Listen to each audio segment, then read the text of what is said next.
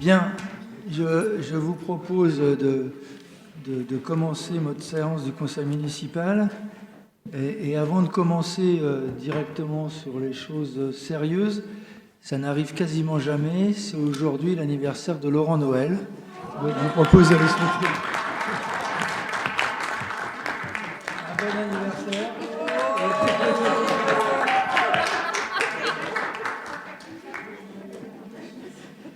Donc, vous savez maintenant qu'il faut choisir votre anniversaire le jour du conseil municipal, le jour du conseil municipal, le jour de votre anniversaire. Bon, bon anniversaire pour tes 70 ans. Je vais demander à Madame la directrice générale des services de procéder à l'appel nominatif des conseillers. Bonsoir, Mesdames, Messieurs. Donc, Monsieur Patrice Leclerc, Madame Anne-Laure Pérez. Donne pouvoir à Alexandra d'Alcantara. Monsieur Mohamed Grichy, Madame Yasmina Attaf, Monsieur Philippe Clochette. Donne pouvoir à Isabelle Massard. Madame Delia Toumi, Monsieur Grégory Boulor. Donne pouvoir à Sophia Manseri. Madame Alexandra d'Alcantara, Monsieur Roger Duguet, Madame Isabelle Massard, Monsieur Belkacem Mouchen, Madame Céline Lanoiselet, Monsieur Mamed Binagdan, Madame Zineb Zouaoui, Monsieur Laurent Noël, Madame Carole Lafont, Monsieur Christophe Bernier, Madame Maria Blanca Fernandez, Madame Nadia Bouadine. Donne pouvoir à Mariama Gassama. Monsieur Ibrahima Ndiaye. Donne pouvoir à Khalid Damoun.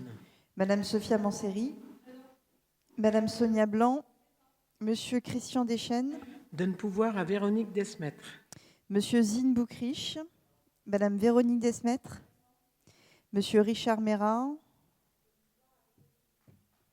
Monsieur Khalid Damoun. Présent. Madame Aurélie Remacle. Donne pouvoir à Éloi Simon.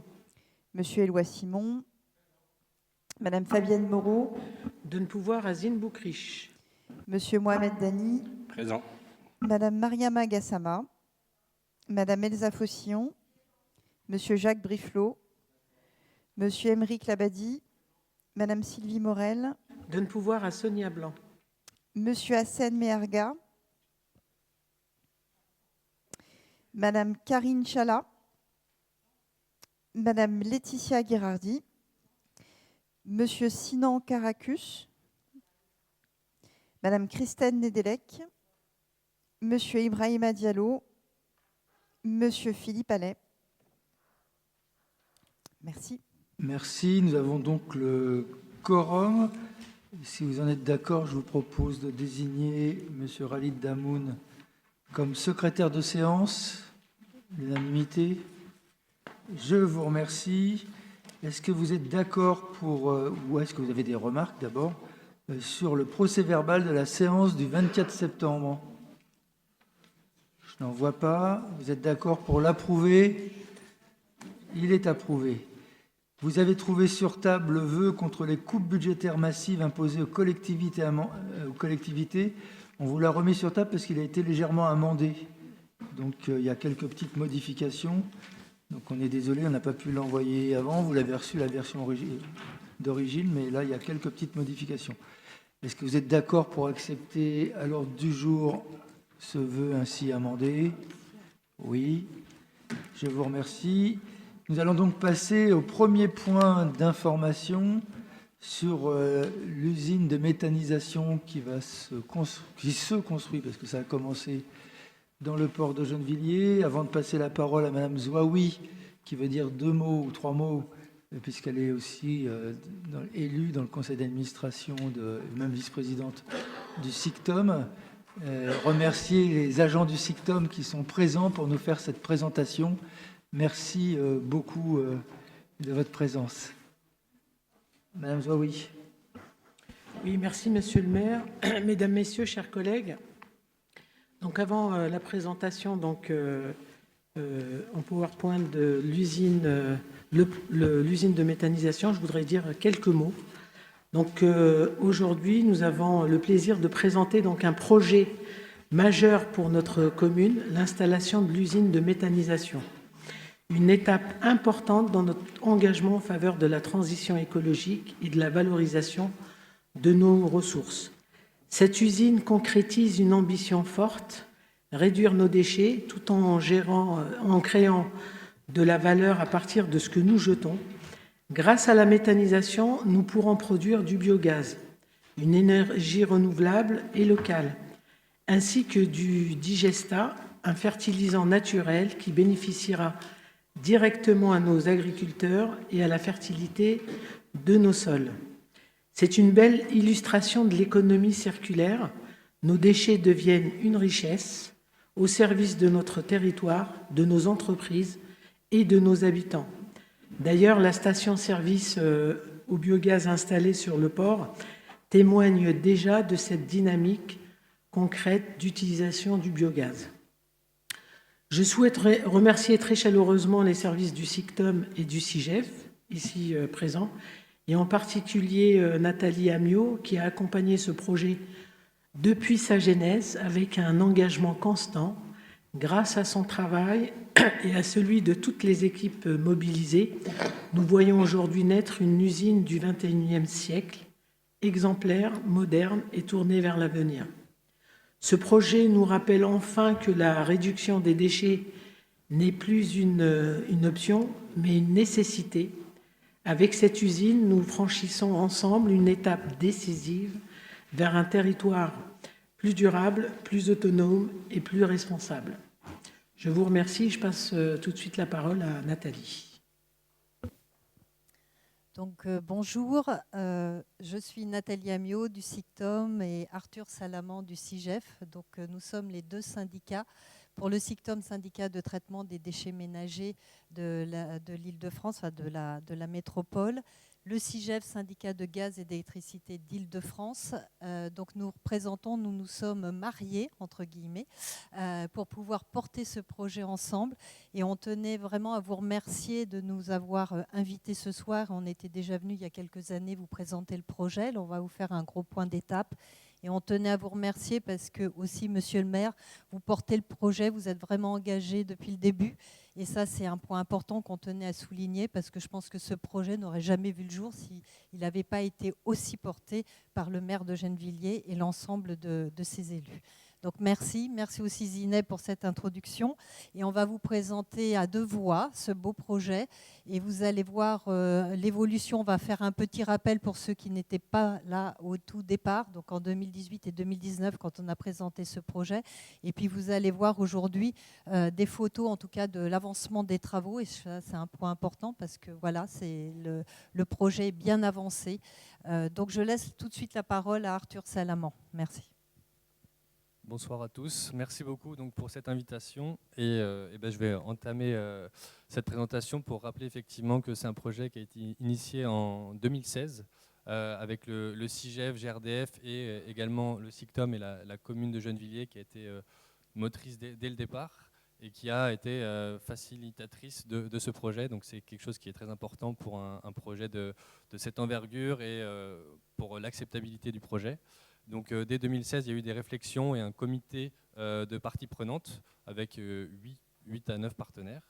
Et ensuite, des études de faisabilité en 2019-2020 ont confirmé justement la faisabilité d'un tel projet avec un gisement mobilisable nécessaire avec des biodéchets. Donc, ce qu'on voit juste après, c'est effectivement ce qu'a rappelé Madame Zouaoui, c'est la méthanisation dans l'économie circulaire où justement on valorise les biodéchets locaux pour en produire du biométhane. Donc pour rappel, le biométhane a à peu près les mêmes caractéristiques que le gaz naturel. Donc il peut servir les mêmes usages, être injecté dans le même réseau, donc qui ne nécessite pas d'investissement supplémentaire. Et la seule particularité, c'est qu'il est 7 à 10 fois moins émetteur en gaz à effet de serre que le gaz naturel. Et donc, effectivement, dans cette logique d'économie circulaire, on va valoriser à la fois, les biodéchets à la fois en biométhane pour servir les usages classiques. Vous avez cité également la mobilité, les usages domestiques et industriels, et également produire un fertilisant agricole, et puis on y reviendra, avec la petite spécificité justement d'une évacuation de ce digestat par voie fluviale pour limiter au maximum les nuisances liées à cette logistique. Donc effectivement, ce projet se situe au niveau du port de Gennevilliers, sur la Darse numéro 6, qui est un terrain appartenant à Aropa Port. Donc nous avons signé une convention d'amodiation avec Aropa Port pour justement occuper ce terrain, qui était autrefois un centre de stockage de bus. Voilà. Donc vous allez voir que le terrain ne ressemble plus exactement à ça actuellement. Donc, pour vous rappeler le projet, dès 2018-2019, nous avons mené une étude de faisabilité pour pouvoir permettre de se rendre compte quelle était la capacité maximum qui pouvait être traitée sur ce terrain au vu des contraintes du terrain. Parce que si je reviens juste sur la photo, nous avons quand même les 2 viaducs de la A15 qui surplombent le terrain. Et il y a également 2 conduites trapiles d'hydrocarbures qui traversent entièrement le terrain.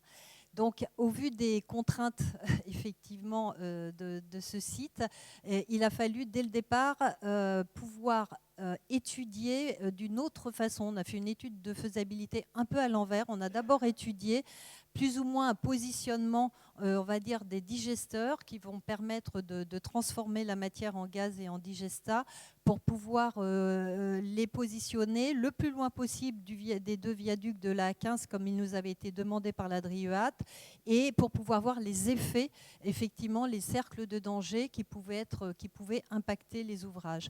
Et donc, ce qui a fait que, en étudiant d'abord cette étude de danger, ça nous a permis de dimensionner au mieux l'unité. C'est pour ça que très rapidement, on a réussi à pouvoir déterminer, je dirais, la capacité maximum de l'usine qui est de 50 000 tonnes par an de déchets alimentaires qui seront traités sur cette unité.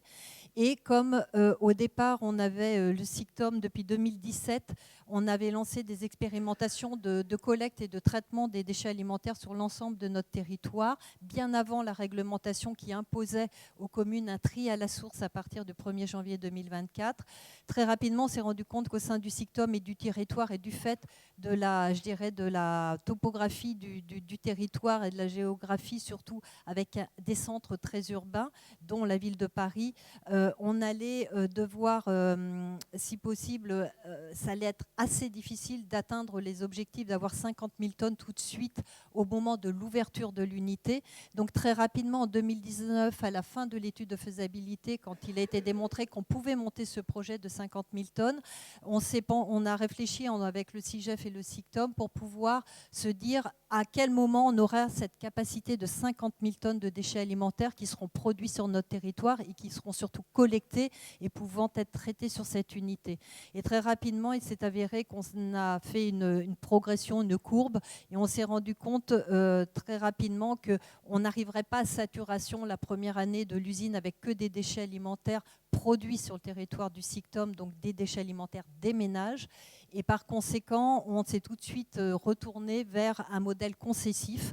Et c'est pour ça qu'aujourd'hui, on va vous présenter cette concession qui est portée par une société dédiée qui a été créée, qui s'appelle Metavalo 92, qui est donc une société dédiée du groupe Paprec.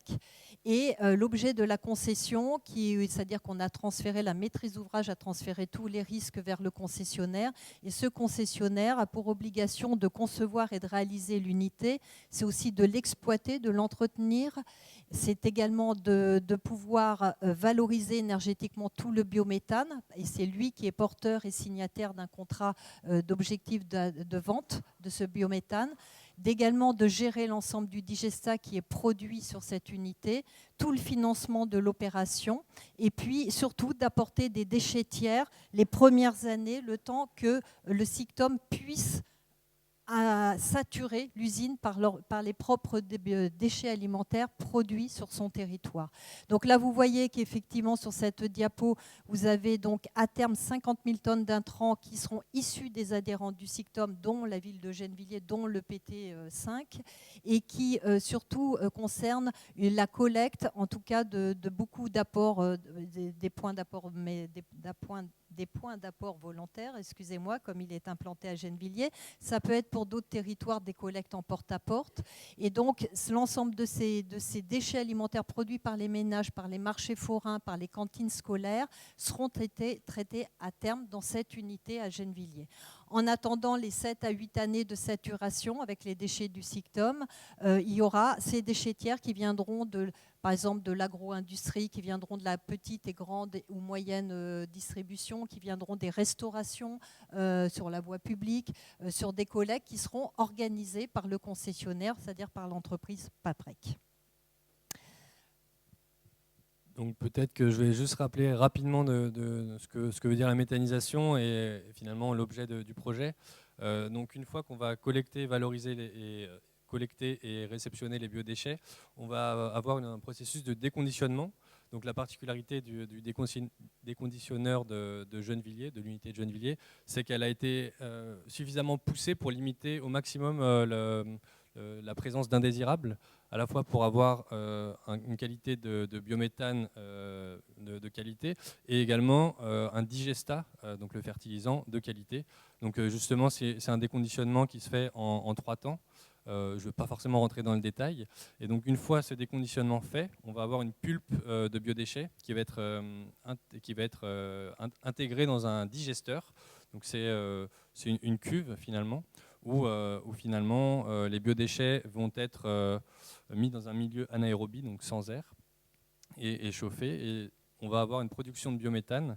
Donc justement, il y a une valorisation agronomique avec le digestat, qui est un fertilisant qui va être répandu sur des parcelles agricoles dans l'Eure et l'Eure-et-Loire, on y reviendra. Et également une valorisation énergétique où 25 gigawattheures vont être injectés sur le réseau de distribution public et le surplus va être autoconsommé par l'installation, donc par cogénération pour justement les besoins même de l'unité.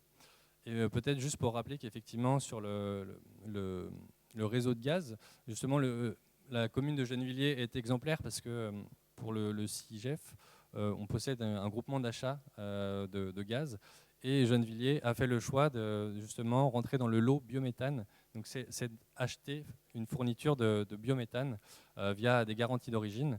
Donc c'est vraiment un processus vertueux. Et avec cette unité de méthanisation, il y aura aussi cette capacité de préempter ces garanties d'origine pour avoir un cercle vertueux.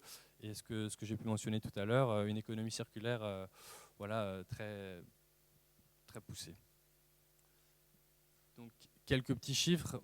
Donc effectivement, Nathalie a pu parler de 50 000 tonnes de biodéchets, de déchets alimentaires, qui permettront de produire 30 gigawattheures, 30 000 mégawattheures de biométhane, et 43 000 tonnes de fertilisants, ce qui représente 2 000 hectares fertilisés par an.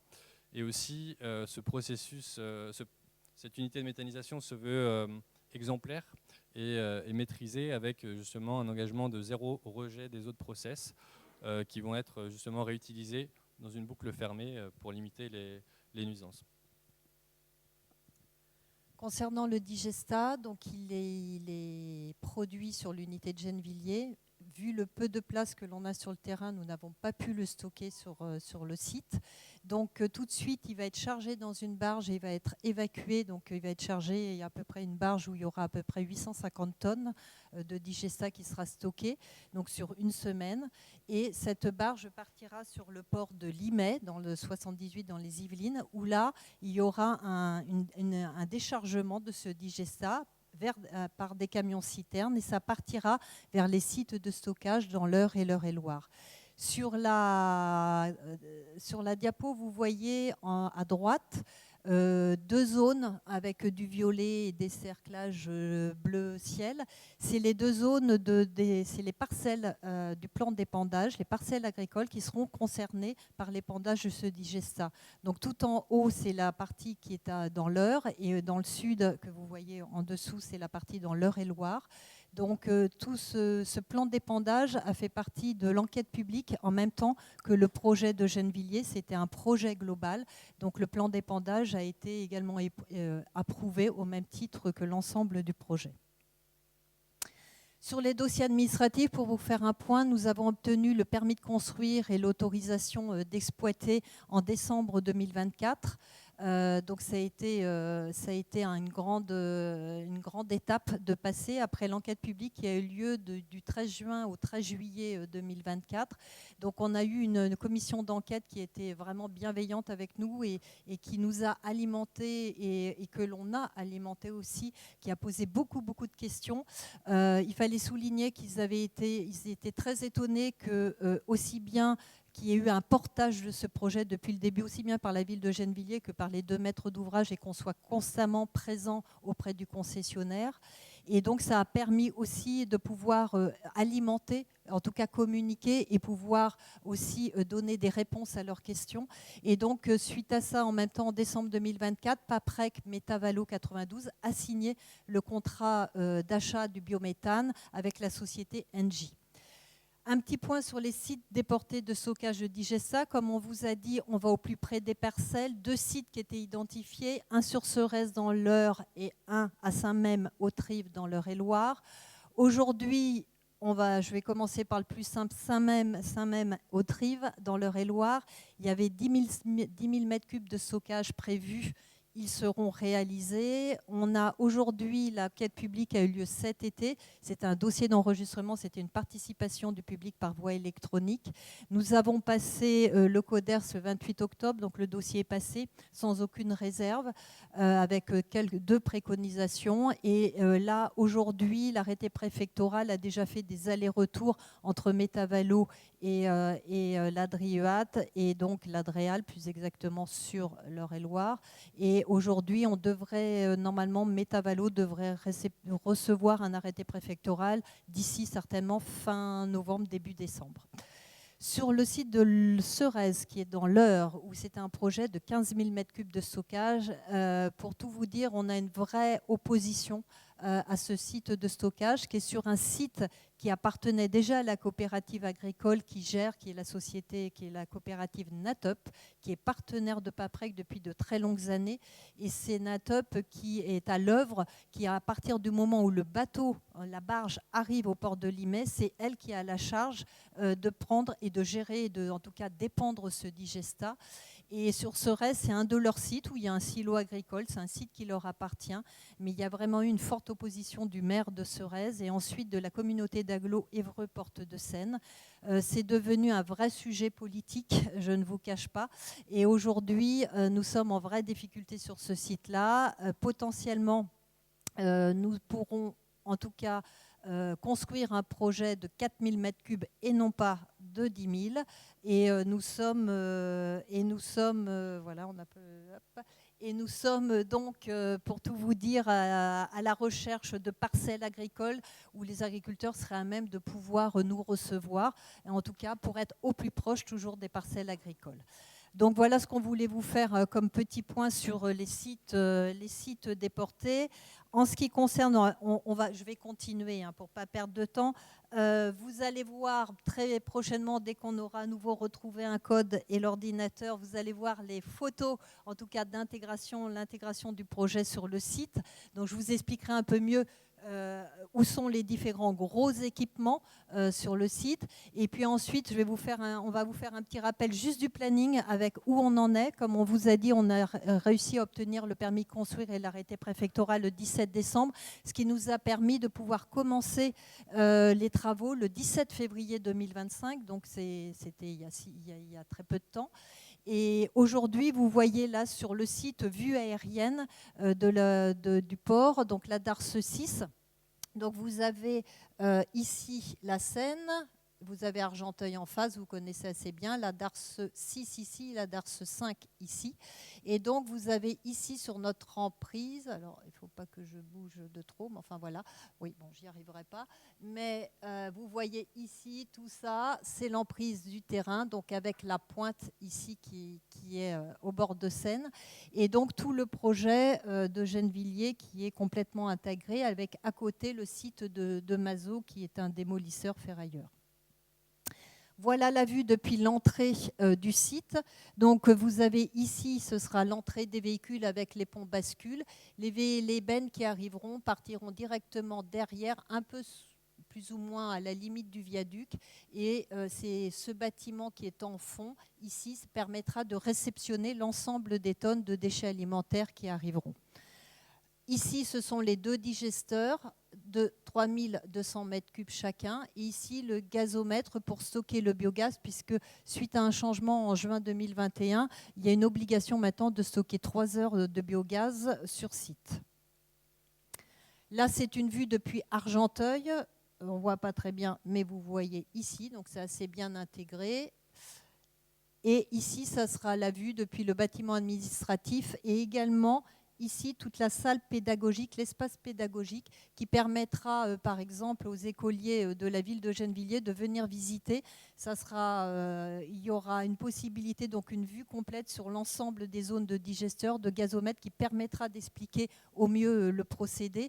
Et puis après, il y a toute une salle pédagogique avec des explications, avec des panneaux. Tout ça sera travaillé avec les équipes du CIGEF et du SICTOM et de Métavalo. Juste pour vous montrer vue aérienne, le site, donc comme je vous indiquais ici, c'est l'entrée des véhicules, les 2 ponts bascules qui permettent d'avoir les pesées d'ébène. Les camions viendront ici derrière et rentreront ici pour décharger les déchets alimentaires. Et toute cette zone-là, c'est la zone de réception et de préparation de la matière. Une fois que la matière est préparée, comme on vous a dit, déconditionnée, ça sera directement envoyé sur les 2 digesteurs qui sont ici en bas. Ah, j'y arriverai pas, mais enfin en bas, ici, la zone 5. Ensuite, tous les autres bâtiments, ça permet d'hygiéniser la matière, ça permet d'avoir un traitement de l'air, d'avoir une chaudière. Et complètement sur la darse 6, vous avez ici l'estacade qui permettra l'alimentation de la barge. Je vais vite, parce que je sais que le temps est compté. Le point planning, donc comme on vous a indiqué, on a commencé les travaux le 17 février 2025. Il y a 18 mois de travaux. Ensuite, on rentrera dans l'étape des premiers essais à froid et à chaud et de la mise en service industrielle. On devrait commencer à réceptionner les premières tonnes de déchets alimentaires en décembre 2026. Et en juillet 2027, une fois qu'on pourra vérifier l'atteinte des performances de l'unité, l'exploitation commencera pour 15 ans, puisque la concession est de 19 ans avec 15 ans d'exploitation. Un point qu'on voulait vous aussi échanger avec vous, c'est la mise en œuvre d'actions en ce qui concerne les odeurs, puisque dès le départ, on a travaillé énormément sur tout ce qui était bruit et odeur, et on sait qu'il y a toujours cette crainte déchets alimentaires, ça fermente, le digestat, il y a effectivement potentiellement des odeurs. Il a été décidé, et Métavalo nous l'a inscrit d'office dans son mémoire en réponse, c'était de pouvoir mettre en place des dispositifs qui permettent de pouvoir, faire une remontée d'informations, donc de pouvoir créer entre autres des jurys de nez. Donc c'est ce qu'on peut appeler des sentinelles du nez, des jurys de nez.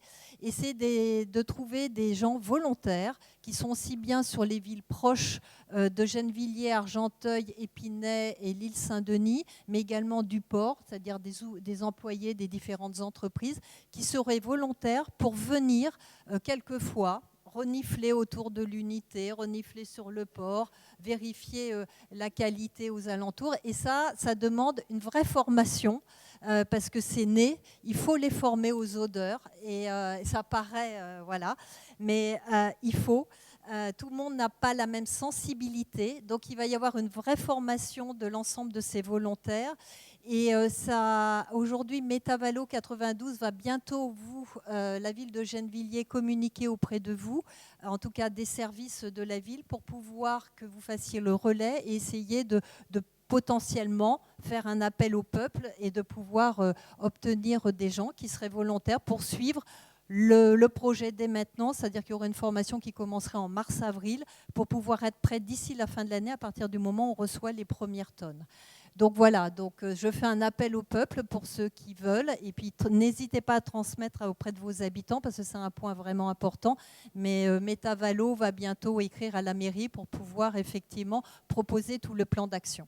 Donc une fois qu'on a formé ces gens jury de nez, il y aura également des nez électroniques qui permettront de faire des mesures sur l'ensemble autour du site et un peu sur des points essentiels. Il y a déjà des études initiales qui ont été faites au niveau odeur pour avoir déjà un référentiel. Et ensuite, ces nez électroniques permettront d'alimenter, une base de données. Et il y aura une modélisation qui sera faite et qui permettra que, effectivement, les habitants sur le site, le site dédié sur ce projet, permettra aux différents habitants de Gennevilliers, mais aussi des autres villes, de pouvoir vérifier ce qu'il en est des mesures qui sont réalisées. Il y aura aussi sur le site internet de Métavalo 92@paprec.com. Vous pourrez, n'importe quel habitant pourra déclarer sur cette adresse email un signalement. Par exemple, voilà, j'ai senti quelque chose, j'ai entendu un bruit, etc. Et bien évidemment, il y aura des gens qui répondront. Mais ça permettra de pouvoir avoir un lien direct et de pouvoir répondre au plus vite aux différentes questions ou inquiétudes. Voilà, on en a terminé. Juste quelques photos des travaux. Vous avez sur la droite le panneau de communication qui est aujourd'hui sur le site avec l'ensemble des acteurs. Vous voyez sur la gauche, c'était en juillet, vous avez, enfin la photo est d'août, mais en juillet, il y a eu la grue qui est arrivée, qui se voit bien quand on est sur la A15. Vous avez différentes photos aujourd'hui qui ont été prises jusqu'en octobre 2025 qui vous montrent quand même l'avancement des travaux avec la montée des différents voiles des bâtiments. Et donc pour vous dire que voilà, c'est bien en route en tout cas. Et on attend les premiers équipements, entre autres des cuves, des pulpeurs qui vont arriver début décembre. Et on aura le pont roulant de la fosse des déchets alimentaires qui arrivera normalement en janvier. Donc c'est pour vous dire que le process commence à se monter. Voilà, on tient à vous remercier. Là, vous avez une photo de la pose de la première pierre, le fameux mur Lego avec l'ensemble, je dirais, voilà, avec l'ensemble des participants et surtout l'ensemble aussi des financeurs qui suivent ce projet de près. Merci. Merci à vous pour cette présentation précise et qui nous donne des éléments. Je rajouterai juste une chose, ce sera le plus gros biométhanisateur de France. Et vous avez parlé d'une possibilité de traitement de 50 000 tonnes. Il faut savoir que dans la métropole du Grand Paris, il y a potentiellement 500 000 tonnes à traiter. Et que le problème, c'est qu'on risque d'être le seul méthanisateur dans la métropole. Et donc la question qui est posée à toutes les autres collectivités locales, c'est de trouver un endroit pour mettre plusieurs méthaniseurs pour pouvoir traiter toutes ces ressources, puisqu'on ne parle plus de déchets, toutes ces ressources qui permettent de faire du gaz et de l'engrais. Voilà. Bon, merci beaucoup. Je vous propose de passer au point suivant, qui est celui présenté par Madame Lafont. C'est le point d'information sur la synthèse du parc social en 2024. Donc c'est un point un an avant.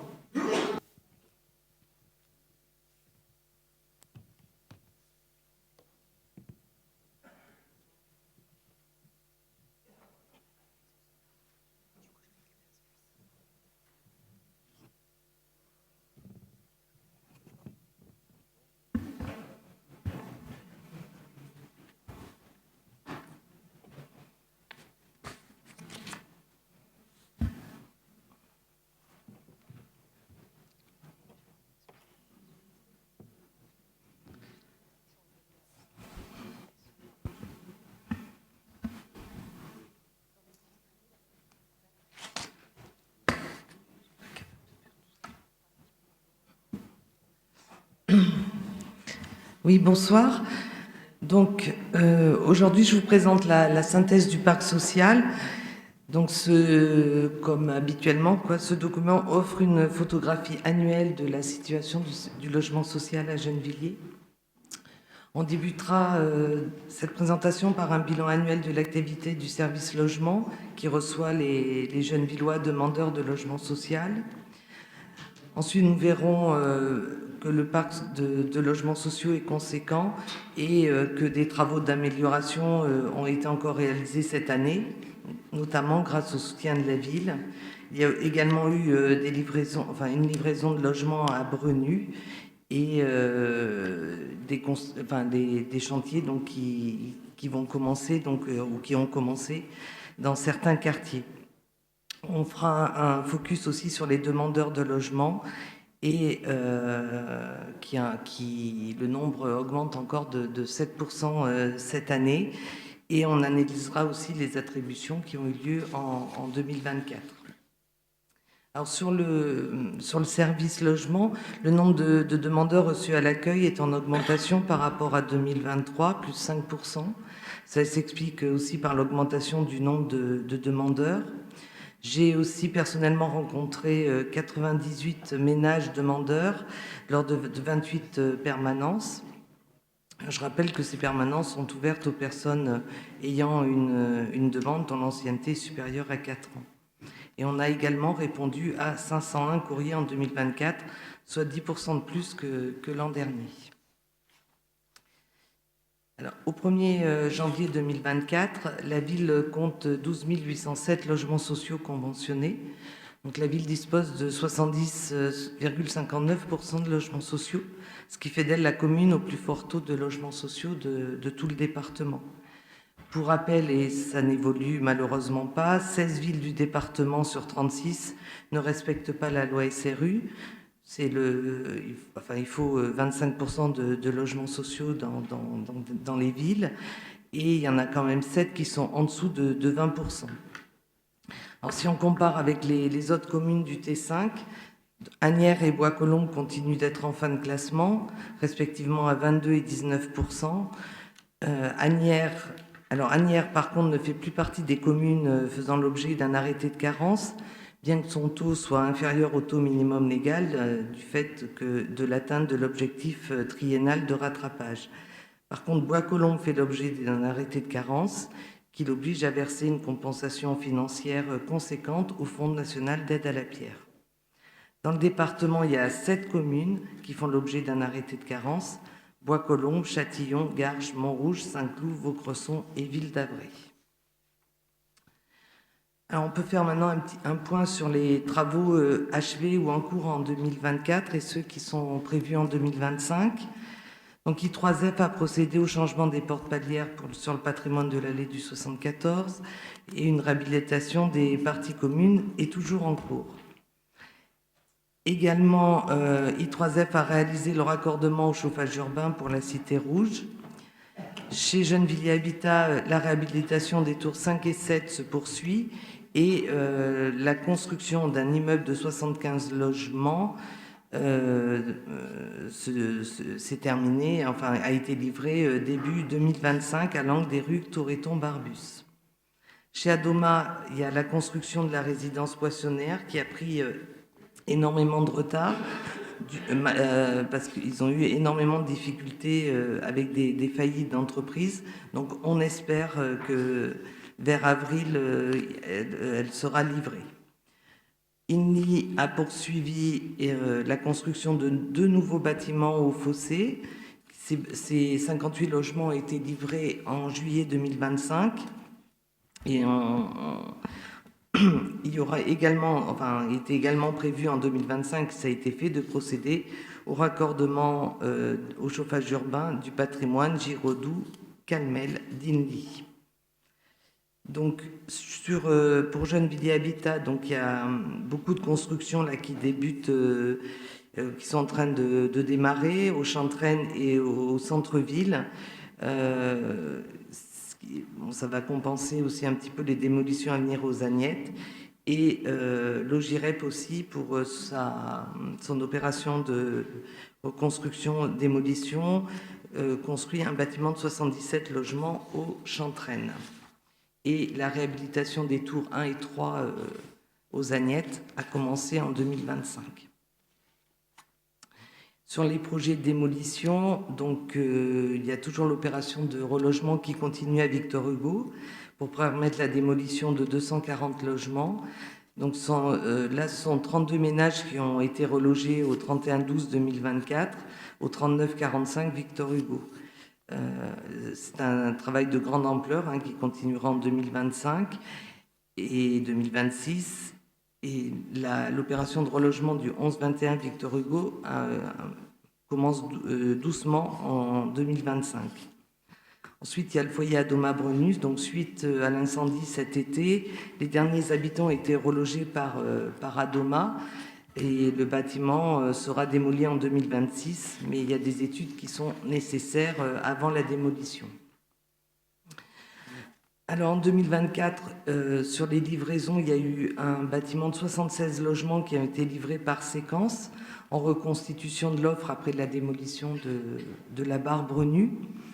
Donc on est bien loin des volumes de construction d'il y a 10 ans et c'est mince face à un besoin qui est toujours plus important de logement et qui est lié aux difficultés de financement des opérations.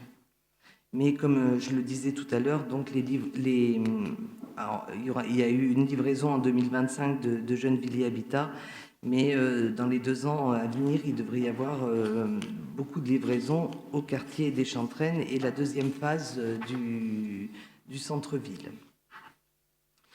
Là, on peut faire...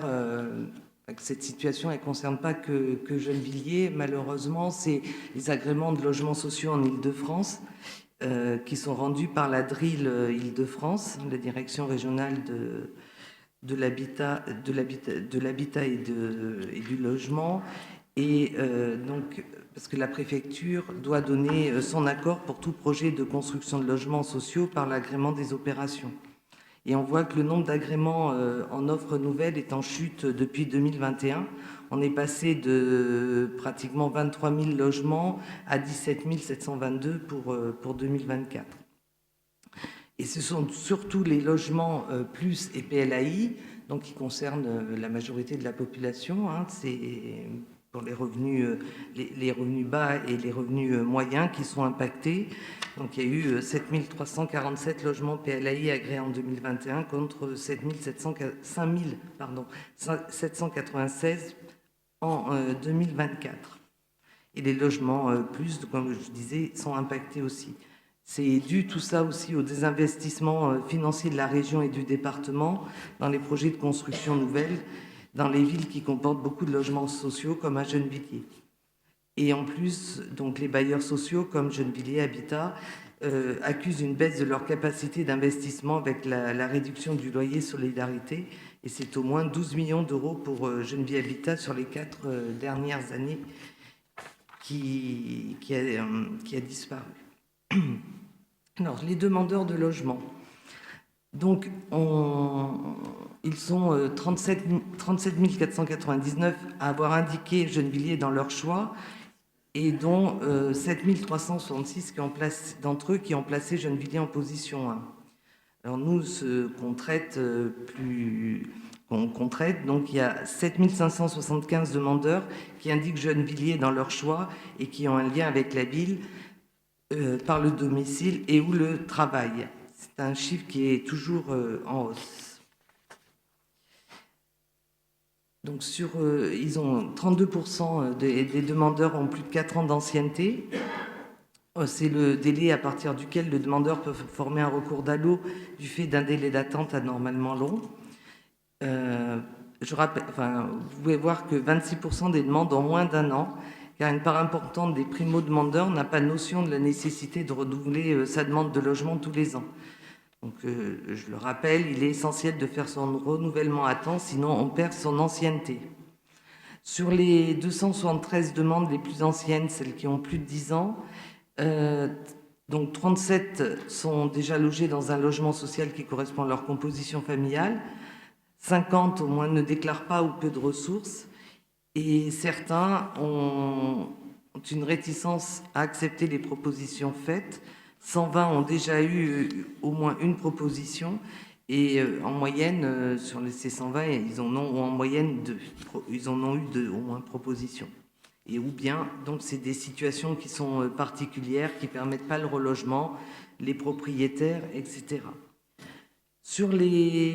On voit aussi ici que 61% les demandeurs qui sont sous le plafond PLAI sont particulièrement représentés, 61% contre 51% pour le département des Hauts-de-Seine. Alors, les demandeurs sont à majorité des personnes sans enfants. Ainsi, plus de la moitié des demandeurs, 57%, sont potentiellement relogeables sur des T1 ou T2. Pour les logements les plus grands, 29% des demandeurs sont potentiellement relogeables sur des T4 ou plus. 56% des demandeurs vivent uniquement à Gennevilliers, tandis que 28% y travaillent uniquement. Ils sont enfin 16% à vivre et travailler dans notre ville. Sur leur statut d'activité, donc 68% sont en emploi, 8% au chômage, 5% étudiants, 4% à la retraite, 2% sont indépendants et 13% dans qu'on a regroupé dans autres, mais que c'est de l'invalidité, minima sociaux, au foyer, etc. 37% de nos demandeurs sont déjà locataires HLM et ils demandent une mutation pour plus grand généralement. 22% sont chez leurs parents ou leurs enfants et 16% des demandeurs sont locataires du parc privé. Donc, les statuts donc, sont en adéquation aussi avec les motifs de demande, parce que 41% souhaitent un logement plus grand. Donc, il a noté, là, parce que ça fait varier un petit peu, que la typologie retenue pour évaluer la demande ne concerne que les typologies minimum demandées. C'est un demandeur qui coche T1, T2, T3 sera compté comme demandeur de T1.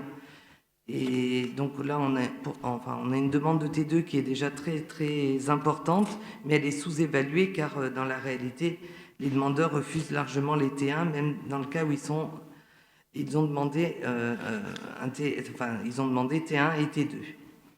58% du total des demandes se concentrent sur les T2 et T3.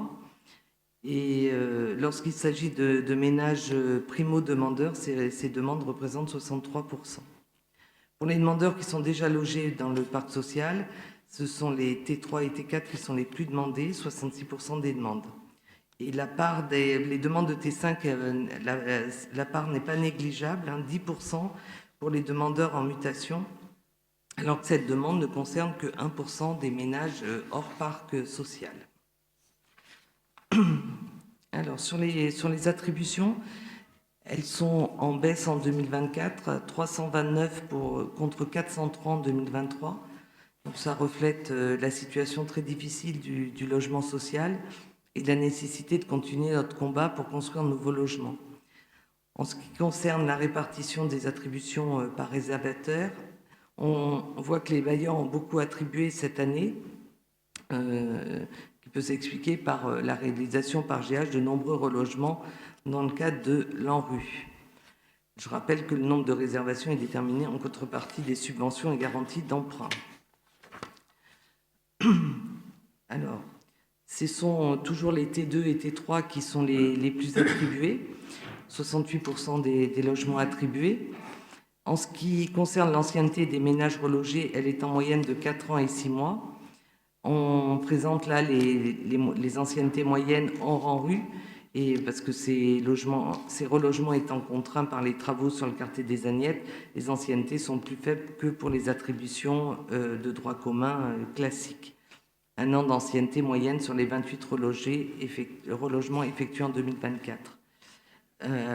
L'ancienneté des ménages relogés vers le contingent de la ville passe de 6 ans et 10 mois en 2023 à 6 ans et 6 mois en 2024. On s'attache donc toujours à privilégier les demandes les plus anciennes lorsque nous désignons des candidats. Ça diminue un peu car nous avons relogé des ménages avec des demandes récentes du fait d'opérations d'urbanisme. Les ménages relogés par la préfecture ont quant à eux attendu 3 ans et 10 mois, soit en moyenne 7 mois de moins que l'an dernier. Les personnes considérées comme prioritaires par la préfecture sont celles qui sont en sortie d'hébergement, les femmes victimes de violences et les personnes reconnues prioritaires d'ALO et pour lesquelles l'État a été condamné à verser une astreinte financière jusqu'au relogement. Cette année, on a scindé les anciennetés des ménages relogés par GH de ceux relogés par les autres bailleurs et on remarque que pour toutes les typologies, l'ancienneté est plus importante chez GH. Par exemple, pour un 2 pièces, les ménages en mutation chez GH ont attendu 5 ans et 1 mois contre 3 ans chez les autres bailleurs présents sur la ville. Et les demandeurs qui ont été relogés par Action Logement ont attendu 4 ans en moyenne Et l'ancienneté du contingent préfecture fonctionnaire relogé est toujours très faible, 2 ans et 9 mois en moyenne. Alors là on fait un petit focus sur le territoire. Selon les chiffres de l'ADRIL, donc Gennevilliers présente l'indice de pression globale le plus élevé du T5, 22,4 demandes pour une attribution, suivi de Villeneuve, 18,7. Donc comme je disais tout à l'heure, le nombre d'attributions a baissé, passant de 403 à 329, ce qui fait 18% de baisse, et le nombre de demandeurs de logement a augmenté de 7,1%, en passant de 6 871 à 7 366. Ces chiffres concernent les demandeurs qui indiquent Gennevilliers en premier dans leur choix de relogement. Dans notre ville, le délai d'attente médian avant une attribution est également le deuxième plus élevé du T5, 3 ans et 6 mois. À Bois-Colombes, ce délai d'attente n'est que de 2 ans. Les dossiers récents qui ont moins d'1 an d'ancienneté représentent que 16% des attributions, alors que les dossiers de plus de 5 ans représentent 38% des attributions. On voit également que la part des ménages relogés qui habitent déjà la commune est de 72%. Et si l'on prend également en compte le lien par le travail, ce sont 84% des ménages relogés dans notre ville qui ont déjà un lien avec Gennevilliers. Et les ménages d'ALO sont 72% déjà gennevillois au moment de l'attribution. C'est une forte augmentation par rapport à l'année dernière, qui vous était que 51%. Donc on vient de le voir, concernant les 4% de dossiers de moins d'1 an sur le contingent ville, il s'agit de 4 ménages, 2 logements qui ont été attribués par Gennevilliers Habitat pour des locataires dans des situations particulières, qui étaient en droit de suite, et 2 ont été attribués par la ville dans le cadre d'opérations d'urbanisme hors en rue. Le lien à la ville cette année, en 2024 est beaucoup plus fréquent chez tous les réservataires et notamment chez Action Logement. Grâce à la mise en place d'une convention avec la ville, une priorité est donnée aux ménages ayant un lien avec la ville pour se positionner sur des logements à Gennevilliers sur leur plateforme Aline. Et donc ce sont maintenant 82% des ménages relogés via Action Logement qui ont un lien avec la ville. Ça fait, donc on voit l'importance de cette convention parce qu'il y a 110% de plus que l'an dernier. Concernant le contingent préfecture prioritaire, les services continuent de travailler pour que des ménages ayant un lien avec la ville soient privilégiés dans les désignations. Ce sont 25% de plus de ménages qui ont un lien avec la ville en comparaison avec l'an dernier. Et sur le contingent bailleur, les ménages relogés en moins d'1 an, pour la plupart issus de la Moussaniette, 17 ménages, d'autres sont des droits de suite ou quelques situations en contentieux. Donc sur les publics prioritaires, j'en ai parlé un petit peu, donc la part des relogements des ménages reconnus prioritaires par la préfecture représente 31,9% des attributions. Sur le contingent communal, en accord avec nos principes d'attribution, la totalité des personnes relogées, les personnes prioritaires relogées ont un lien avec la ville. Et comme je disais, donc 81% des personnes reconnues prioritaires et relogées cette année ont un lien avec la ville, tous réservataires confondus. Il est à noter que les ménages relogés via le contingent préfecture sont 80% à avoir un lien avec la ville. Donc c'est mieux que l'an dernier, 60%. Grâce au travail quotidien du service logement pour contre-proposer des ménages gennevillois reconnus d'ALO à la préfecture. La part des ménages prioritaires ayant un lien avec Gennevilliers relogés aussi par Action Logement est plus important en 2024, 57% contre 40% l'an dernier. Donc là aussi, on retrouve l'effet de la convention Ville-Action Logement.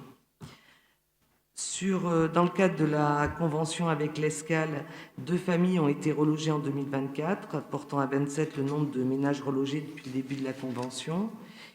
Et on l'a évoqué précédemment, donc 28 ménages ont été relogés dans le cadre de l'ANRU et 9 propositions ayant débouché sur 6 relogements ont concerné des opérations d'urbanisme de la ville hors renouvellement urbain. Donc, sur les objectifs de la loi égalité et citoyenneté relatifs à la mixité sociale, donc 23,5% des ménages qui ont relogé hors quartier prioritaire de la ville sont des ménages du premier quartile ou des ménages relogés dans le cadre de l'ANRU. C'est mieux qu'en 2023 où on était à 19,5%. Donc là, on a presque atteint l'objectif. L'objectif, par contre, est largement atteint pour les attributions en QPV, en quartier prioritaire. 83,4% de celles-ci concernent des ménages des trois derniers quartiles. Ensuite, 19% des ménages relogés sur notre contingent ont été considérés comme prioritaires au relogement par l'État via le DALO ou la labellisation. C'est un point de plus que l'année dernière. Sur les autres contingents, ce sont 16% des attributions d'Action Logement qui concernent des ménages reconnus comme prioritaires et 20% pour les bailleurs.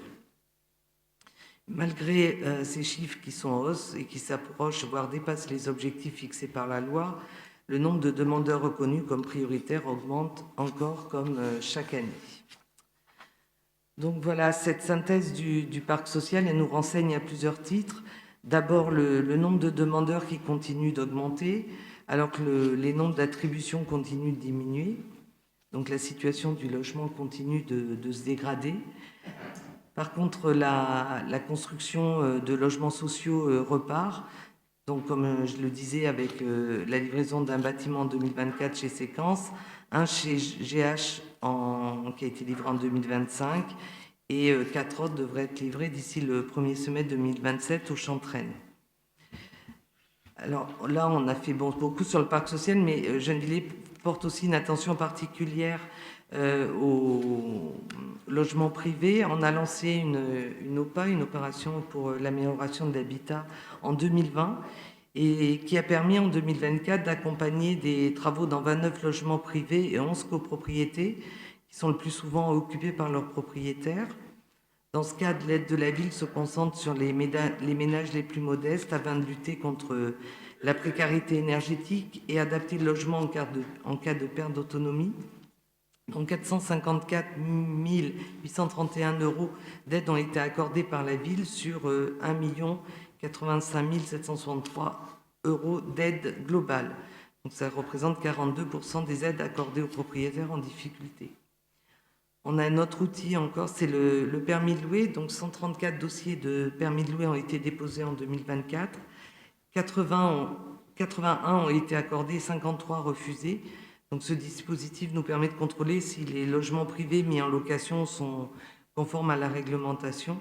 Et un même propriétaire peut déposer plusieurs fois son dossier tant que le permis est refusé. Donc on le voit donc, le contexte est de plus en plus contraint. De plus en plus de personnes sollicitent l'attribution d'un logement social, alors que le nombre d'attributions est plus faible chaque année. Il est nécessaire de continuer les actions de la commune pour permettre aux jeunes villois de bien vivre dans leur ville en participant à l'amélioration aussi des conditions d'habitat. Voilà, je vous remercie. Je voulais remercier aussi, parce qu'il y a Maëlle qui est là, toute la direction de l'habitat pour tout le travail fourni au cours de l'année. Merci beaucoup pour cette opération de transparence qui, chaque année, nous montre qu'on respecte nos engagements et en même temps que la situation devient de plus en plus catastrophique. Alors, je vous rappelle qu'avant de passer aux délibérations, que les conseillers intéressés ne doivent pas prendre part au vote des délibérations sur lesquelles ils auraient un intérêt. Et pour la première délibération, Madame Zouaoui. Excusez-moi. On n'intervient pas sur les... Non, c'était juste avant. Allez-y. C'était pour savoir si on pouvait avoir justement les documents Le PowerPoint de présentation. Bien sûr, oui. Bien sûr. Celle-ci et plus celle d'avant. Méthanisation, oui, bien sûr. D'accord, merci. Ça peut se faire d'ailleurs dès demain, ça. Alors, ce serait bien que vous l'ayez dès demain. Délibération numéro 1, Madame Zouaoui. Oui, donc il s'agit d'attribuer l'attribution et modification d'attribution de la subvention à l'association pour l'animation gennevilloise et l'initiative des retraités Agir pour un montant de 445 000 euros qui Merci. sera versé donc à cette association pour 2025. Pardon. Merci. Monsieur Clochette, Madame Desmaîtres et Madame Fernandez ne prendront pas part au vote. Pas de questions. L'unanimité. Je vous remercie. Madame d'Alcantara. Oui, il s'agit de l'actualisation du tableau des effectifs des professeurs et assistants d'enseignement artistique au sein du Conservatoire et de l'École d'art plastique Manet de la Direction de la Culture et de la Jeunesse. Merci. Même vote, l'unanimité. Merci. La 3, Madame Attaf. Oui, bonsoir. Donc, il s'agit de l'instauration de la prime de bonus attractivité pour les personnels de la petite enfance auprès d'enfants et des assistantes maternelles. Donc, le bonus attractivité est une revalorisation de 100 € net mensuels pour un agent à temps complet.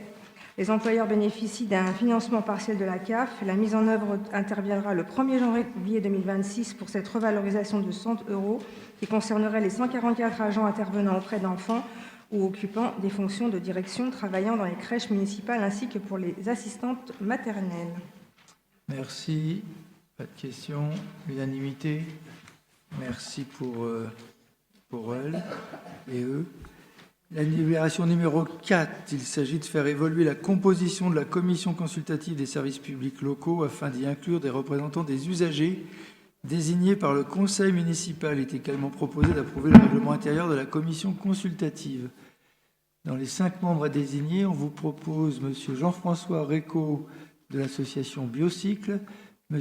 Benjamin Nguyen de l'association Jardisciences, Mme Sandrine De Carlo de l'association VRAC Seine-Ouest, M. Michel Pichard, qui est un citoyen de Gennevilliers investi sur ces questions, tout comme Mme Manuela Portier, qui est une citoyenne investie sur ces questions. Des questions? L'unanimité? Je vous remercie. Délibération numéro 5, M. Grichy. Alors, il s'agit de l'attribution d'une subvention de fonctionnement dans le cadre du développement avec la ville du département pour un montant de 1 297,73 € à l'association Gymnastique Sport, Club Gennevilloise. Merci. Pas de questions. L'unanimité. Je vous remercie. La 6, M. Boucriche. Il s'agit d'une attribution d'une subvention exceptionnelle de 2 000 € à l'association Les Archers Gennevillois pour participer au renouvellement de leur matériel de pratique. Même vote. Même vote. La 7, M. Damoun.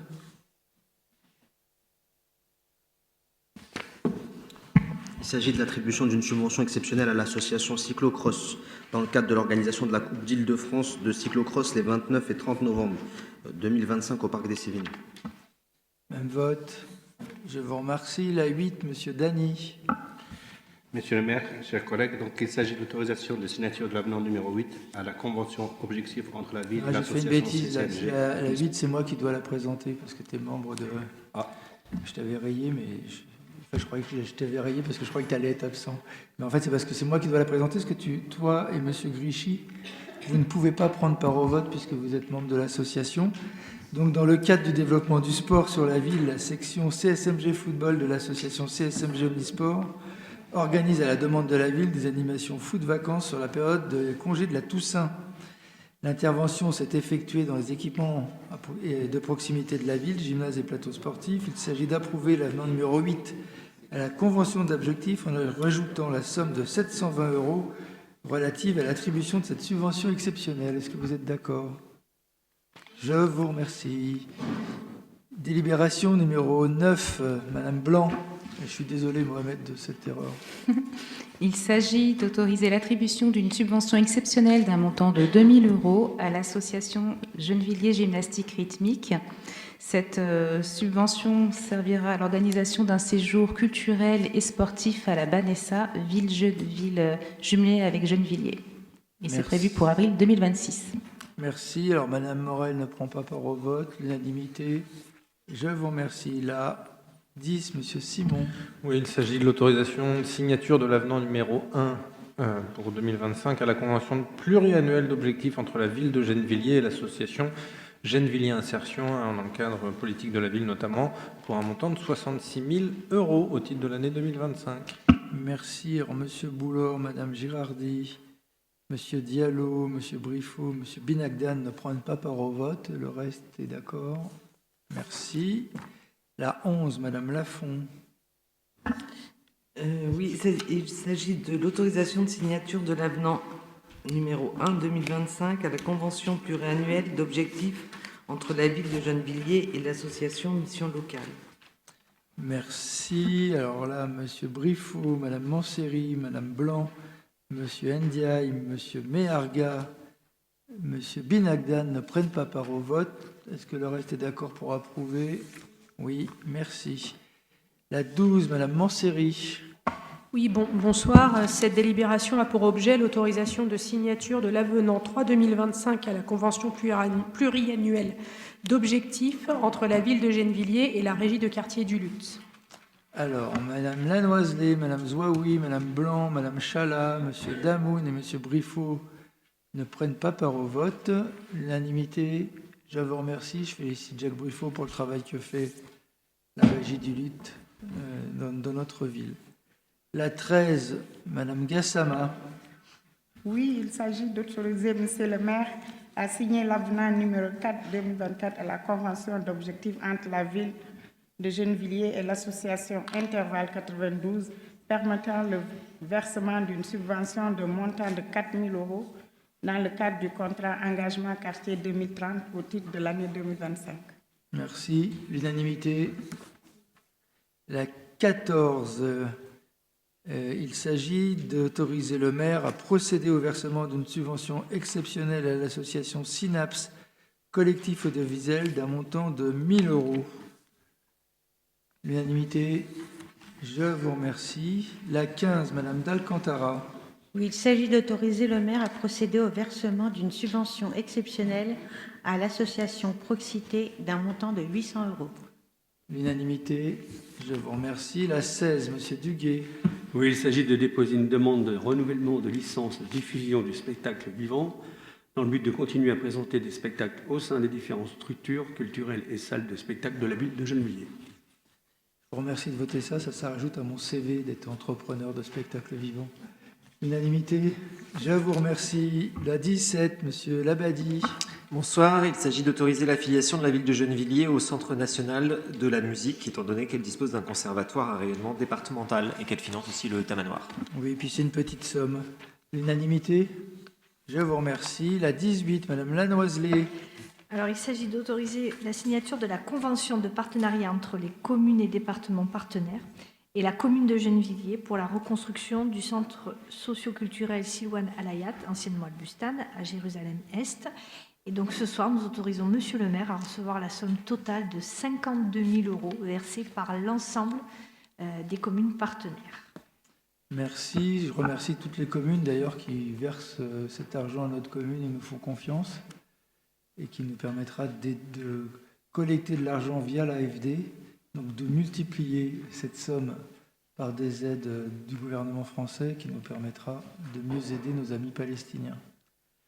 L'unanimité, je vous remercie. La 19, Madame Toumi. Il s'agit d'autoriser Monsieur le maire à signer une convention de partenariat avec le département des Hauts-de-Seine pour l'opération Collège au cinéma pour la saison 25-26. Ouais, c'est récurrent, donc j'imagine qu'il y a l'unanimité. La 20, Monsieur Labadie. Il s'agit d'autoriser la signature de la convention entre la ville de Gennevilliers et l'Escale Solidarité Femmes, donc qui est relative, comme on l'a vu tout à l'heure, notamment au relogement des femmes victimes de violences.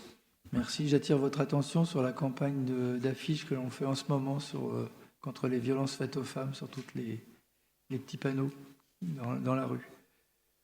L'unanimité, c'est un élément qui progresse. Alors, peut-être pas les violences qui progressent. Ce qui est peut-être le côté positif, c'est que les femmes ne se laissent plus faire et donc portent plainte, ce qui fait monter les statistiques. Mais c'est une bonne chose et il faut continuer de se battre contre cela. L'unanimité, je vous remercie toutes et tous. 21, Monsieur Briffaut. Oui, il s'agit d'adhérer à la centrale d'achat FOCU numérique du syndicat valtoise numérique, qui permet l'accès au marché simplifiant les prestations dans la data centrale. La cotisation à la centrale d'achat est calculée à 7% sur le montant des achats annuels réalisés. Merci. L'unanimité. Je vous remercie. La 22, il faut accélérer. Éloi Simon. Il s'agit d'autoriser Monsieur le maire à adhérer à l'association Coter Numérique. Depuis 34 ans, l'association Coter Numérique structure un réseau de DSI de collectivités territoriales permettant de partager les problématiques, les besoins et également les solutions pour les systèmes d'information des collectivités territoriales. L'adhésion admet une cotisation annuelle d'un montant de 320 €. Quand je disais il faut accélérer, c'est pas dans la prise de parole, c'est parce que tu étais à pied et je te voyais arriver. L'unanimité, je vous remercie. La 23, Monsieur Simon. Il s'agit d'autoriser Monsieur le maire à adhérer au groupement à gouvernance publique proposant un espace mutualisé et sécurisé d'hébergement de data center dans lequel externalisera une partie de ses équipements d'infrastructure informatique et paiement du droit d'entrée pour un montant de 10 000 €. Je me permets juste de dire que c'est une manière aussi de responsabilité et de sérieux dans la gestion des données des collectivités et des données personnelles, notamment des Gennevilloises et des Gennevillois, de leur permettre que leurs données soient sécurisées dans de bonnes conditions avec des mesures de sécurité optimales.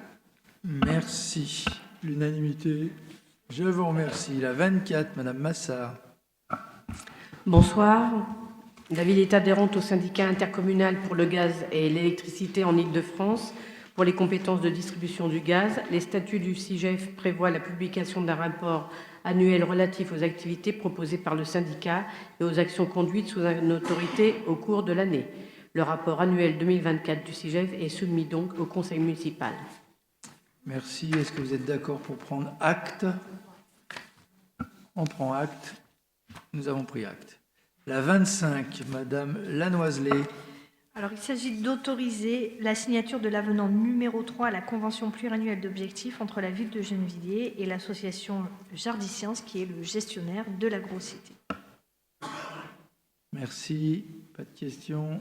L'unanimité, je vous remercie. La 26, dans le cadre du projet de construction d'une plateforme logistique multimodale dénommée GreenDoc sur un terrain à Gennevilliers, 28 route du bassin numéro 6, de 92 084 mètres carrés de surface de plancher, donnant lieu à une enquête publique unique préalable à une autorisation de construire et à une autorisation environnementale, le préfet a saisi la ville de Gennevilliers pour que le conseil municipal puisse donner son avis. Compte tenu des nombreuses remarques et recommandations très critiques de la MRAE en Île-de-France, de l'absence à ce stade d'autorisation environnementale et de rapport de la commission d'enquête, il est proposé de donner un avis réservé en l'état des informations dont dispose la ville de Gennevilliers, ce qui peut augurer, si ça n'avance pas, qu'on fasse un avis négatif par la suite en fonction des avis de l'enquête environnementale, ce qu'on dit depuis le début. Je peux intervenir ? Oui, bien sûr. Bonsoir à tous. Donc, l'opposition est farouchement opposée au projet GreenDoc, car il aggraverait une qualité de vie déjà durement frappée par la pollution, les nuisances et la circulation saturée autour du port. Et vos propres documents indiquent 1. Des risques industriels en zone Céveso, un avis de la MRAE est très critique. En 3, une étude Natura 2000 non stabilisée. Et 4, l'absence du rapport de la commission d'enquête. Un point essentiel dans l'ordre du jour, vous reprenez les chiffres de Goodman, environ 600 camions par jour, alors que l'autorité environnementale parle de près de 1200 camions, pour avoir retenu la version du promoteur plutôt que la version officielle, indépendante et sans conflit d'intérêts. Pour éviter tout malentendu, nous ne parlons pas de Haropaport ou de compétences juridiques, nous parlons de cohérence politique. Vous défendez la Palestine dans vos discours et nous le respectons, mais le projet que vous laissez avancer est financé par des fonds cités DBDio et Pax pour leur implication dans des colonies en Cisjordanie. Comment être cohérent entre un appel au boycott d'un côté et un projet financé par ces fonds de l'autre? Dans ces conditions, un avis réservé s'impose à minima. Merci. Visiblement, on est d'accord. Je vous remercie. Qui est pour cet avis réservé? L'unanimité? Je vous remercie. Délibération 27. C'est dans le cadre du développement de sa stratégie d'alimentation durable, la ville de Gennevilliers souhaite installer une exploitation agricole en Île-de-France via une activité maraîchère et fruitière biologique. L'exploitation dénommée le Jardin des Brosses Bondelot Frères, situé sur les communes d'Argentière et de Chaumembry en Seine-et-Marne, permet de répondre à l'objectif principal de création d'un circuit court en vue d'alimenter les Gennevillois et les Gennevilloises et les populations locales avec des productions de qualité et respectueuses de l'environnement. L'ambition est de produire des fruits et légumes afin d'approvisionner une partie des repas élaborés par le CIREC, soit environ 2000 repas par jour, alimentant aussi les crèches, le portage à domicile pour les retraités, mais également les besoins municipaux via le self municipal géré en régie directe, ainsi que les distributions alimentaires trimestrielles. Afin de préciser davantage la désignation des biens acquis, le statut d'occupation spécifique, le détail du cahier des charges SAFER devant être annexé à l'acte authentique de vente et répondre à une erreur matérielle ayant omis la parcelle cadastrée C numéro 98, il est proposé d'annuler et remplacer la délibération 47 en date du 24 septembre 2025. Le prix d'acquisition total est de 834 960 €, incluant la parcelle C98, auquel il convient d'ajouter les indemnités de fumure pour un montant de 23 680 € hors taxe, ainsi que les frais SAFER pour un montant de 140 808 € TTC. C'est un dossier qui avance lentement, mais qui avance puisqu'on explore ce que peu de villes ont fait jusqu'ici en région Île-de-France. Allez-y. Je peux intervenir? Oui. Oui. Donc notre groupe, les Gennevillois, souhaite redire clairement notre opposition au projet d'acquisition d'une exploitation agricole en Seine-et-Marne. Ce projet manque de cohérence, de pertinence et de réalisme. D'abord, comment parler d'alimentation locale en allant acheter des terres à des dizaines de kilomètres de Gennevilliers? Cette distance annule l'objectif écologique annoncé et crée une logistique lourde, coûteuse et contradictoire avec nos engagements climatiques. Ensuite, concernant l'investissement financier est disproportionné. Alors que la ville fait face à des besoins urgents, services publics, rénovation, équipements, solidarité, nous nous apprêtons à engager des sommes considérables pour une production qui restera limitée et incertaine. Le rapport coût-bénéfice est défavorable et aucun élément fiable ne prouve que cette ferme sera viable. Enfin, des alternatives plus efficaces existent ici, en Île-de-France et dans la ville même, partenariat avec les producteurs, circuits courts, agriculture urbaine, jardins partagés. Ces solutions sont plus proches et plus accessibles et surtout plus utiles aux Gennevillois. Ce projet n'est ni prioritaire ni pertinent. Pour ces raisons, nous ne sommes toujours pas d'accord avec vous. Merci. Ceci dit, je ne crois pas qu'avec les jardins partagés et l'agriculture urbaine, vous fournirez autant de repas que ce que fournira cette ferme. La ferme est viable puisqu'elle est déjà viable, puisqu'elle a un chiffre d'affaires et elle est bénéficiaire et elle fonctionne. Elle est en fonctionnement, ce n'est pas une ferme qui ne fonctionne pas. Donc elle est viable puisqu'elle fonctionne depuis plusieurs années.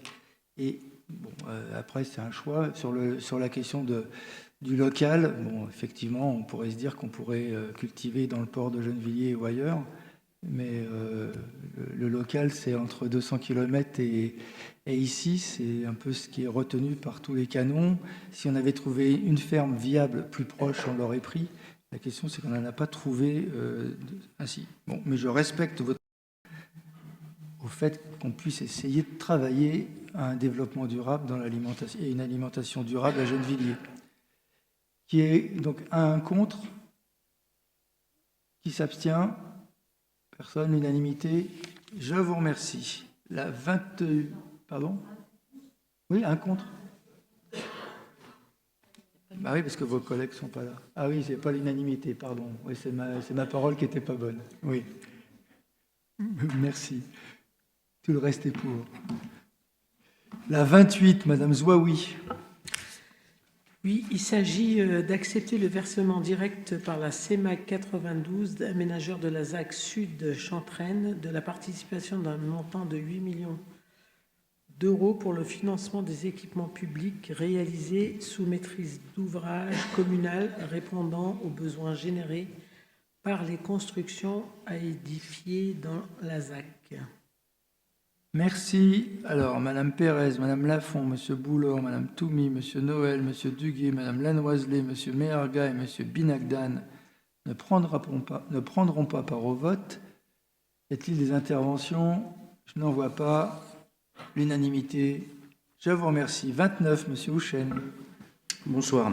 Cette acquisition permettra à la CEMAC 92 de développer un nouveau centre commercial de proximité pour les habitants du quartier, pour lequel une boulangerie et une supérette alimentaire ont déjà signé un bail en état de futur d'achèvement. La commercialisation se poursuit avec l'ambition d'enrichir l'offre d'un restaurant et de soins à la personne, coiffeur, salon de beauté. La CEMAC 92 a vocation à rester propriétaire et gestionnaire de ces commerces pendant au minimum 10 ans pour s'assurer de la qualité et de la pérennité des commerces. Dans ce contexte, la CEMAC 92 a sollicité et obtenu un accord de principe auprès du Crédit Agricole Île-de-France pour l'obtention d'un prêt d'1 365 000 € permettant le financement de cette acquisition. Afin de permettre la mise en place de ce prêt, il est proposé au conseil municipal d'octroyer la garantie d'emprunt à hauteur de 80% pour le prêt d'un montant d'1 365 000 €, soit la somme d'1 092 000 €. Merci. Les mêmes ne prendront pas part au vote. L'intervention, je n'en vois pas. L'unanimité, je vous remercie. La 30, Monsieur Noël. Bonsoir, chers Donc, collègues. je le répète, c'est l'anniversaire. Merci. Encore. J'ai une autre délib après, je ne sais pas si... Non. Il s'agit de garantir un prêt d'un montant total de 1 679 233,22 € à souscrire par Gennevilliers Habitat auprès de la Caisse des dépôts et consignations destiné à financer une opération de requalification de 36 logements locatifs en BBC et Finergie, rénovation au 10 à 16 rue Marcel Lamour à Gennevilliers.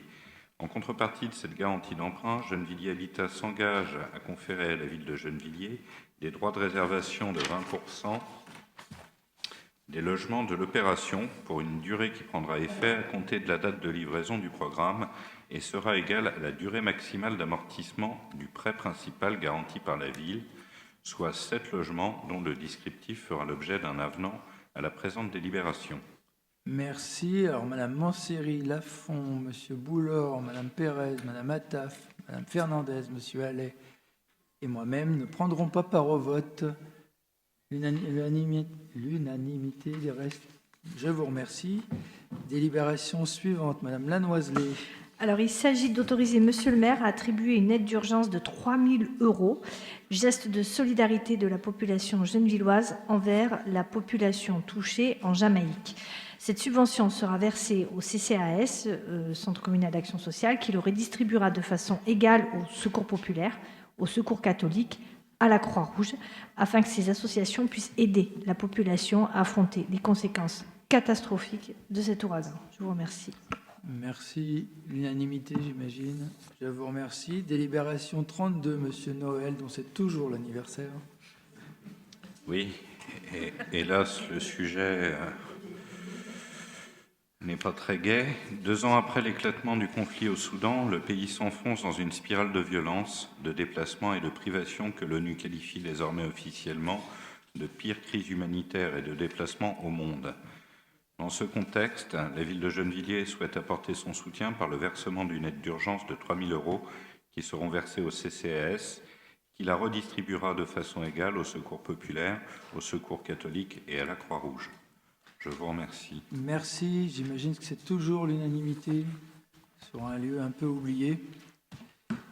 Je vous propose de passer au vœu. Premier vœu, Madame Lanoiselet, c'est un vœu de solidarité avec les populations civiles du Soudan et appelle à un engagement humanitaire renforcé de la France. Alors, le Conseil municipal réaffirme son attachement aux valeurs de dignité humaine, de solidarité internationale et de défense des droits fondamentaux. La guerre civile au Soudan provoque une catastrophe humanitaire d'une ampleur dramatique, avec près de 30 millions de personnes en situation d'urgence humanitaire, 12 millions de déplacés internes et 3 millions de réfugiés dans les pays voisins. Les atrocités commises par l'ensemble des belligérants, l'armée régulière soudanaise et les forces de soutien rapide FSR sont intolérables. Ces forces se rendent responsables de crimes de guerre, d'exécutions, de viols, d'attaques contre les humanitaires et d'utilisation de la famine comme arme de guerre. Le système de santé soudanais s'est effondré, les infrastructures essentielles sont massivement détruites, les épidémies se propagent et des milliers de familles sont disloquées. Près de 7700 cas de personnes disparues ont été enregistrés en 2024 seulement. La France a condamné fermement les exactions et débloqué 50 millions d'euros en 2025 pour les opérations humanitaires, tout en appelant à un cessez-le-feu et une solution politique négociée. Toutefois, l'ampleur de la catastrophe exige une mobilisation bien plus ambitieuse et coordonnée de la France et de ses partenaires, européens et internationaux. Le Conseil municipal affirme sa solidarité pleine et entière avec les populations civiles soudanaises. Le Conseil municipal appelle solennellement le gouvernement français et la communauté internationale à 1. Accroître significativement les moyens humanitaires déployés au Soudan et dans les pays d'accueil des réfugiés, en garantissant un accès sans entrave à l'aide humanitaire. 2. À intensifier la pression diplomatique sur l'ensemble des belligérants pour obtenir un cessez-le-feu immédiat et la protection effective des populations civiles. 3. À refuser toute reconnaissance ou légitimation politique des parties au conflit, tant que persistent les crimes contre l'humanité et les violations massives des droits humains. 4. À soutenir les mécanismes internationaux de justice visant à établir les responsabilités et à poursuivre les auteurs de crimes de guerre et crimes contre l'humanité. Et enfin 5. À mobiliser l'Union européenne pour une réponse coordonnée, ambitieuse et à la hauteur des valeurs humanistes que nous portons collectivement. Je vous remercie. Merci. Y a-t-il des interventions? Je n'en vois pas. Est-ce que s'est adopté à l'unanimité? L'unanimité. Merci. La deuxième vœu, Madame Toumi, sur la suppression des subventions par la région Île-de-France aux maisons départementales des personnes handicapées.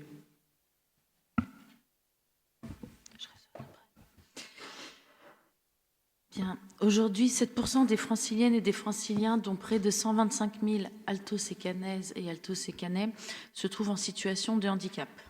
Pour beaucoup de familles, notamment celles aux revenus modestes, les aides pour adapter leur logement, pour bénéficier d'une aide auditive, acquérir un fauteuil roulant ou encore un véhicule adapté sont absolument indispensables pour vivre dignement. Dans ce cadre, les MDPH, donc Maisons départementales des personnes handicapées, sont des outils fondamentaux des politiques de solidarité pour les personnes porteuses de handicap et leurs proches. Le travail accompli au quotidien par leurs agents est absolument essentiel. En 2014, la région Île-de-France, dirigée alors par une majorité de gauche et écologiste, a mis en place une aide aux MDPH par le biais d'une participation financière au fonds de compensation des 8 MDPH d'Île-de-France. Ce fonds permet d'aider les personnes en situation de handicap en compensant les frais restant à leur charge après déduction de la prestation de compensation du handicap, le PCH. Cette aide est précieuse pour les MDPH et leurs bénéficiaires. Or, la décision inique et brutale de l'exécutif de la région Île-de-France de mettre fin dès 2025 aux subventions qui abondent ces fonds de compensation risque d'accentuer considérablement les difficultés auxquelles sont confrontés les franciliennes et les franciliens en situation de handicap.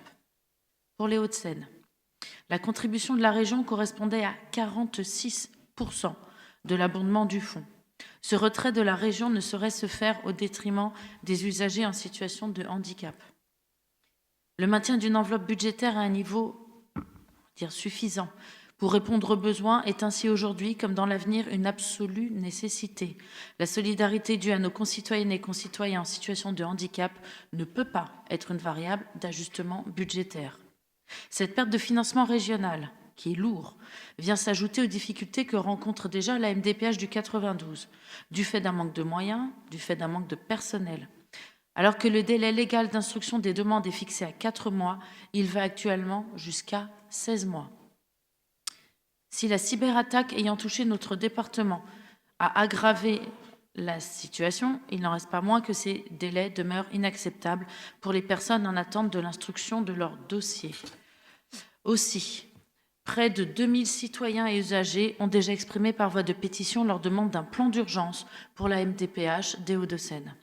Ainsi, considérant la décision de l'exécutif de la région Île-de-France de mettre fin dès 2025 aux subventions régionales au fonds de compensation des 8 MDPH mis en place en 2014, considérant que les subventions régionales aux MDPH ont été permises par la loi du 11 février 2005 pour l'égalité des droits et des chances et sont régies par l'article L. 146.5 du Code de l'action sociale et des familles, considérant que les demandes soutenues par les fonds de compensation départementaux concernent les aides techniques pour 43%, les fauteuils roulants pour 22%, les aides auditives 18%, les aménagements de logement 11% et de véhicules enfin 6%. Considérant que la prise en charge des fauteuils roulants par l'assurance maladie à compter du 1er décembre 2025 ne saurait être un argument pour supprimer les subventions aux MDPH franciliennes, considérant enfin l'augmentation des délais d'instruction des demandes adressées aux MDPH, considérant la solidarité due à nos concitoyennes et concitoyens en situation de handicap, le Conseil départemental des Hauts-de-Seine, c'est la ville de Gennevilliers, le conseil municipal de la ville de Gennevilliers demande à la région Île-de-France, de revenir sur la décision et de rétablir les aides régionales en direction des 8 MDPH d'Île-de-France. Demande à la région Île-de-France de tenir réellement son engagement à faire du handicap en 2025 et 2026, ouvrez les guillemets, une grande cause régionale, et réaffirme son soutien à nos concitoyennes et concitoyens en situation de handicap. Merci. Y a-t-il une intervention? Je n'en vois pas. Qui est pour? Tout le monde? Unanimité. Je vous remercie. Troisième vœu, Madame d'Alcantara. Oui, il s'agit d'un vœu de vérité et justice pour Mehdi Ben Barka. Mehdi Ben Barka, homme politique et figure emblématique du nationalisme marocain, de l'anticolonialisme et du socialisme international, a joué un rôle de première place dans la lutte pour la fin du protectorat français sur le Maroc. Par la suite, principal opposant au roi Hassan II, il est enlevé le 29 octobre 1965 à Paris, devant la brasserie Lippe, alors qu'il s'apprêtait à rencontrer le général de Gaulle. Le rôle de la France dans la disparition du principal dirigeant de l'opposition est aujourd'hui une certitude. À l'heure où le Maroc s'apprête à devenir le premier partenaire de la République en Afrique du Nord, au moment où un mouvement social vient éprouver la stabilité du contexte politique marocain et où une crise démocratique en France met à mal les relations de confiance entre les citoyens et leur État, les deux pays gagneraient à produire des actes de responsabilité. Le corps de Mehdi Ben Barka n'ayant jamais été retrouvé et plusieurs éléments ayant été classés ou placés sous le secret défense, sa disparition n'a jamais pu faire l'objet d'une véritable enquête et reste classé sans suite depuis les faits, remontant à 60 ans en 2025. La famille et son fils Bachir Ben Barka, aux côtés des forces politiques progressistes, des représentants de la justice française et des associations des droits de l'homme, se battent pour que la lumière soit faite enfin sur cette affaire, exigeant vérité, transparence et justice, valeurs fondamentales sans lesquelles notre République ne peut être vouée qu'à l'arbitraire et notre monde à la barbarie.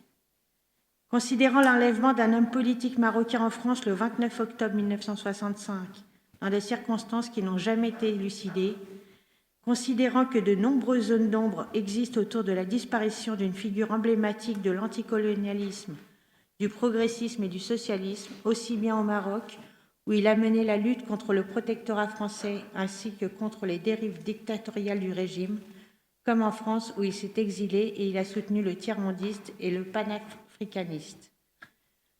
Considérant que la liberté sur cette affaire est empêchée par l'application du secret défense, qui induit que l'accès à certaines informations peut entraîner une vulnérabilité pour la défense nationale, considérant que la France et le Maroc ont récemment constitué un partenariat d'exception renforcé entre les deux pays afin de développer et de consolider leurs relations culturelles, économiques, scientifiques, écologiques, considérant que 65 ans après les faits, la famille de Mehdi Ben Barka, des associations de défense des droits humains, des militants et des organisations politiques revendiquent encore le droit à la vérité sur ce qui est advenu de lui et que la justice soit rendue. Considérant que cette affaire pourrait constituer un crime d'État en contradiction avec les valeurs de justice et de transparence de notre démocratie et ne respectant pas le principe d'État de droit. Les municipalités signataires demandent à l'État français la déclassification et la levée du secret défense sur les archives de l'affaire Ben Barka, une enquête judiciaire pour enfin parvenir à la vérité sur sa disparition, la levée de la dissimulation des conditions, des responsables et de toute personne impliquée dans son enlèvement le 29 octobre 65, ainsi que dans sa mort, la coopération judiciaire du Maroc afin de révéler tous les tenants et les aboutissants de l'affaire, la reconnaissance officielle de la disparition de Mehdi Ben Barka il y a 60 ans, du fait d'un crime d'État et rendre hommage à son importance historique en tant que militant anticolonialiste, progressiste et internationaliste. Je vous remercie. Merci. Il faut faire une correction en haut de la page 2, c'est considérant que 60 ans après les faits. Je ne sais pas pourquoi on met un 65 à ce moment-là. Y a-t-il des interventions? Je n'en vois pas. L'unanimité. Je vous remercie. Dernier vœu, Monsieur Binagdan, contre les coupes budgétaires massives imposées aux collectivités. Merci, Monsieur le maire. Donc, avant de présenter ce vœu, vous l'avez rappelé, nous l'avons amendé pour intégrer les nouvelles informations issues de l'étude du projet de loi de finances qui est actuellement étudiée. Nous avons en effet découvert que les baisses de recettes prévues pour les collectivités sont massives, évolutives et qu'elles touchent désormais des postes jusque-là relativement épargnés. Donc face à ces annonces mouvantes, à ces incertitudes budgétaires et à l'ampleur des pertes qui se profilent pour Gennevilliers comme pour l'ensemble des communes de France, il nous a paru indispensable d'actualiser le vœu pour refléter avec précision la réalité des menaces qui pèsent sur nos finances locales. Donc c'est dans ce contexte que je vais vous présenter ce vœu. Le Premier ministre, soutenu par ses ministres macronistes, LR, UDI et MoDem, veut réduire de 44 milliards les dépenses publiques, dont 8 milliards porteraient sur les collectivités locales. Nous y sommes bien évidemment frontalement opposés. Depuis 2015, Gennevilliers a perdu 12 millions de recettes. Sur le projet de loi de finances pour 2026, qui devrait être, s'il était adopté en l'état, la ville de Gennevilliers serait soudainement amputée en plus de 5 à 7 millions d'euros de recettes. Ces coupes touchent tout d'abord les villes industrielles à travers la réduction de 25% des compensations liées à la fiscalité industrielle qui représente une perte estimée à 760 000 euros pour Gennevilliers. Cette situation soulève une question fondamentale. Comment concilier un discours volontariste sur la réindustrialisation avec des décisions budgétaires qui affaiblissent les territoires porteurs de cette dynamique? Je remercie Monsieur le maire de l'avoir rappelé au préfet délégué à l'emploi, ici même dans cette salle, lors du dernier comité territorial pour l'emploi.